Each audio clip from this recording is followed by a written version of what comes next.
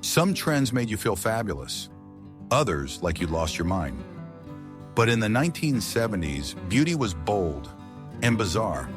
From hair that defied gravity to skincare that nearly burned your face off, these fads had everyone saying never until they gave in. And once you tried them, there was no going back. Stick around, because you won't believe what we once did in the name of looking good. Number 1, feathered hair. If the 70s had a crown, this was it. Inspired by Farrah Fawcett's bouncing, face-framing waves, feathered hair became the holy grail of style. But getting that look, it was a full-blown mission. You needed a round brush, a powerful blow dryer, and enough hairspray to knock out a small bird. Girls spent hours in the mirror, flipping, spraying, flipping again, until those layers curved just right. I remember my sister would refuse to leave the house unless her hair looked like it was caught in a glamorous wind tunnel. At first, people said it looked too done, too dramatic, but then it caught on, hard. You saw it at school, at the roller rink, in teen magazines. Even guys tried their hand at it with varying success. The magic was in the movement. When done right, it wasn't just hair. It was a statement, a feathered badge of beauty that screamed, "I'm with the times." Looking back, it was a lot of effort. But in the 70s, that bounce was everything. Number 2, electric blue eyeshadow. Not in the 70s. If you wore eyeshadow back then, it was loud, proud, and usually electric blue. This stuff didn't just sit on your eyelids, it dominated your whole face. We're talking lid-to brow coverage that looked more like stage makeup than everyday wear. The first time I saw my cousin swipe it on, I thought she was prepping for a sci-fi movie audition. But somehow it worked. The shimmer caught the light at the roller rink, in the school hallway, even under fluorescent lights at the mall. Sure, it creased like crazy and melted in the summer heat, but we didn't care. Blue eyeshadow became a rite of passage, a badge of boldness. It clashed with everything and yet felt just right. Pair it with frosted lips and feathered bangs, and you were instantly part of the in crowd. Looking back, it was more war paint than makeup. But for a generation that wasn't afraid to go big, it was perfect. And once you tried it, even just once, you kind of loved how daring it made you feel. Number 3, the perm. Somewhere between brave and reckless lived the decision to get a perm in the 70s. You'd walk into the salon with flat hair and big dreams, and walk out with a cloud of curls you weren't entirely ready for. The process smelled like chemicals and bad decisions. There were rods, solutions, timers, and more than a little praying. The goal? Volume. Curls that said, "Look at me," whether you were in gym class or cruising the strip. At first, people thought it was over the top, too curly, too frizzy, too much. But when disco fever hit and everyone wanted that Studio 54 look, the perm exploded. Women rocked tight coils, men embraced soft waves, and stacked perms became the go-to. Flat on top, party on the bottom. It didn't always turn out right.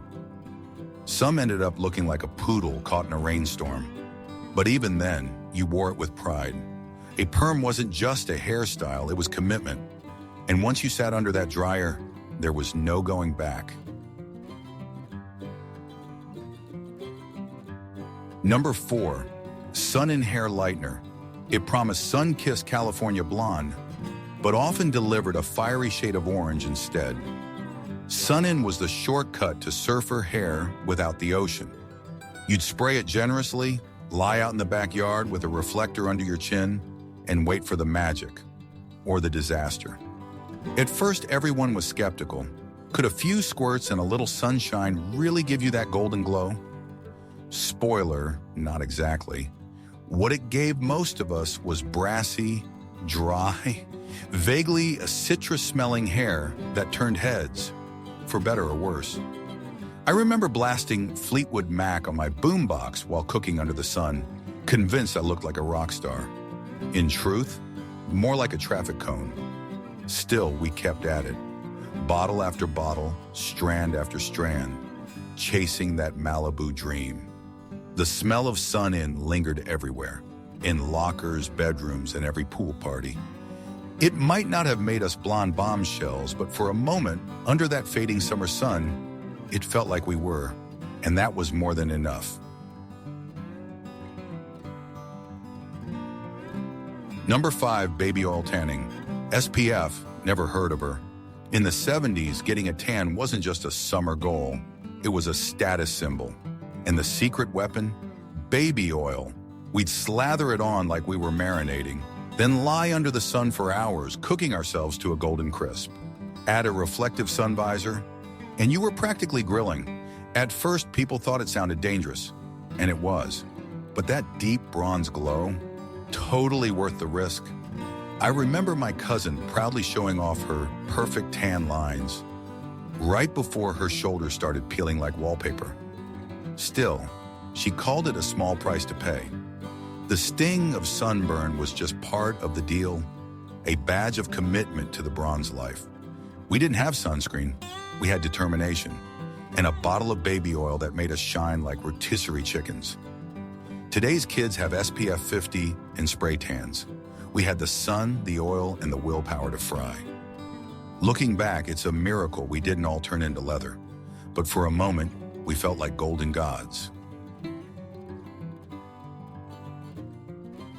Number 6, frosted lipstick. If your lips didn't sparkle like tinsel, were you even trying? The 70s had a full-blown love affair with frost, and lipstick was ground zero. Icy pinks, shimmering silvers, even bold purples, all with that metallic gleam that caught every bit of light on the dance floor. At first, people said it looked cold, fake, maybe even clownish. But give it a minute, and suddenly every girl had a tube in her purse. I remember watching my sister apply it in the rearview mirror before school, puckering up like she was headed to Studio 54 instead of algebra. The look paired perfectly with blue eyeshadow and feathered bangs. It wasn't about subtle beauty, it was about being seen. And trust me, you were seen. The frost clung to every curve of your lips, announcing your arrival before you even said a word. It didn't last long, it didn't moisturize, and it often flaked by lunchtime. But none of that mattered, because in the 70s, your lips weren't just lips. They were a disco accessory, and we wore them proudly.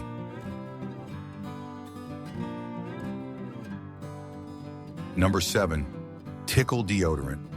It wasn't just a product, it was a personality. In a decade of bold choices, even deodorant had flair. Tickle came in bright, bubbly bottles with a roller ball the size of a golf ball, and it made every girl feel like she was in on some sparkly little secret. The name alone raised eyebrows, and the commercials, full of giggles, twirls, and girls who made putting on deodorant look like a dance routine. At first, folks laughed. Who needed a fun deodorant? But then you tried it, and suddenly the giant rollerball made sense. It glided on cool, smelled sweet, and felt like a treat instead of a chore.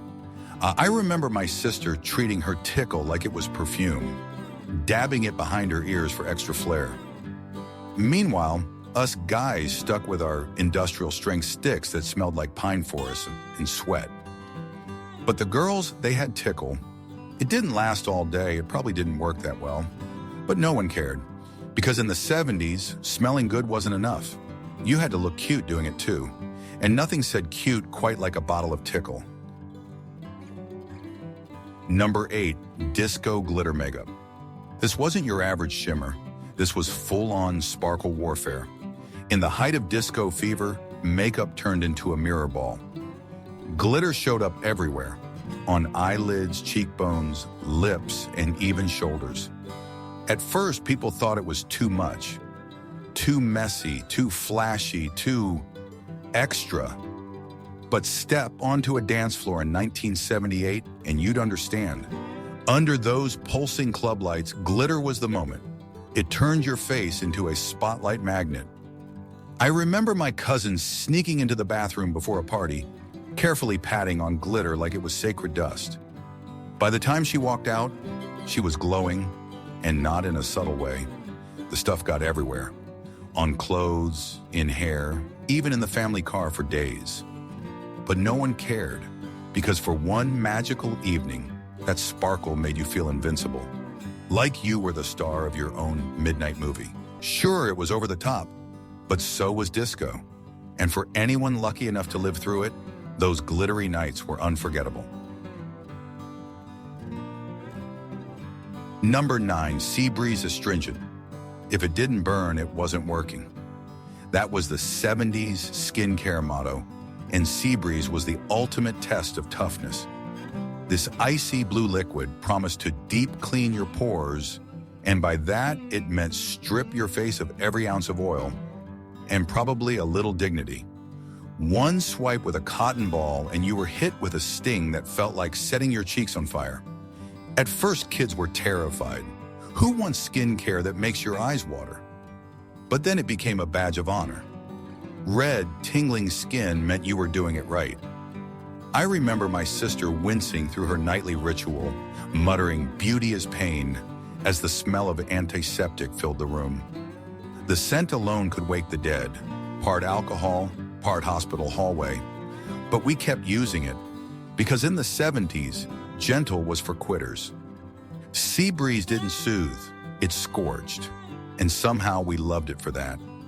Looking back, it probably did more harm than good, but there was something satisfying about that blue bottle of firewater. It made you feel clean, tough, and just a little invincible. Number 10, Colored Mascara. Why settle for black when your lashes could shout in Technicolor? In the 70s, mascara came in every shade imaginable: blue, green, purple, even burgundy. It wasn't just makeup, it was a statement. At first, folks raised eyebrows. Bright lashes? Really? But once girls saw the way it made their eyes pop under disco lights or in the morning mirror, they were hooked. I remember my sister leaning in close, coating each lash with slow, careful strokes. Green on a Tuesday, maybe purple for the weekend. Sure, it clumped. Sure, it flaked. But none of that mattered when your lashes looked like miniature works of art. Some matched it with their outfit, others with their mood.